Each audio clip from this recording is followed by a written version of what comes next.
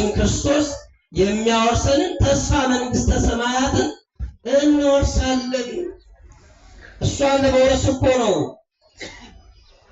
ማንም ሳያስገድደን ያችን የተሰጠችውን ተስፋ ለማግኘት በሌሊት ተነስተን አስቀድሰን የሚቻለን ስጋው ደሙን ተቀብለን ንስሐ ገብተን ምጽዋቱን ስግደቱን ለጾሙን ሌላውንም የሃይማኖት ሥራ የምንሰራው እኮ ተስፋ እኮ ስላለን ነው። የተሰጠን ተስፋ ስላለን ያችን ተስፋ መንግስተ ሰማያት ለመውረስ እኮ ነው። ስለዚህ ቅዱሳን ሐዋርያት ዝም ብለው እንዳልተቀበሉ ሁሉ ጸንተው ያንን ተስፋቸውን እንዳገኙ ሁሉ እኛም ክርስቲያኖች ጸንተን የተሰጠንን ተስፋ በነፍስ እንድናገኝ ያስፈልጋል። መድኃኒታችን ኢየሱስ ክርስቶስ አረገ ነው እንግዲህ የሰሞኑ መልእክት። ያረገው በለበሰው ሥጋ ነው ያረገው አምላካችን ሲያርግ ግን ለእርሱ አሳራጊ የለውም።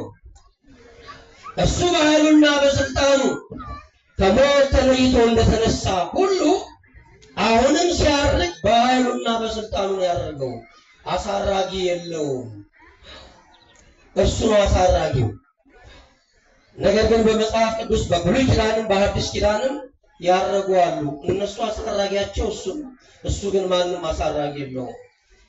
ለአብነት ያክል በዚህ በሁለተኛ ነገሥት ምዕራፍ 2 ቁጥር 11 ላይ ታላቁ የእግዚአብሔር ሰው ታላቁ ነቢይ ኤልያስ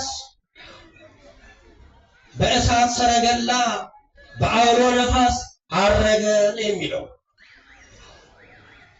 ኤልያስን ያሳረገው ግን እግዚአብሔር ነበረ። ኤልያስ ያረገው ወደ መንግስተ ሰማያት አይደለም በለበሰው ሥጋ ነውና ሥጋና ደም የእግዚአብሔርን መንግስት አይወርሱም ተብሎ ስለተጻፈ መንግስተ ሰማያት የሚገባው በአካለ ነፍስ እንጂ በአካለ ሥጋ ስላልሆነ ኤልያስ በእሳት ሰረገላ ያረገው ወደ ብሔረ ሕያዋን ነው። ነገር ግን ኤልያስን ያሳረገው ማን ነው ወገኖቼ? ማን ያሳረገው? እግዚአብሔር ነው። ኢየሱስ ክርስቶስስ በራሱ ኃይልና ስልጣን በሉስቲ አሳራጊ የለውም።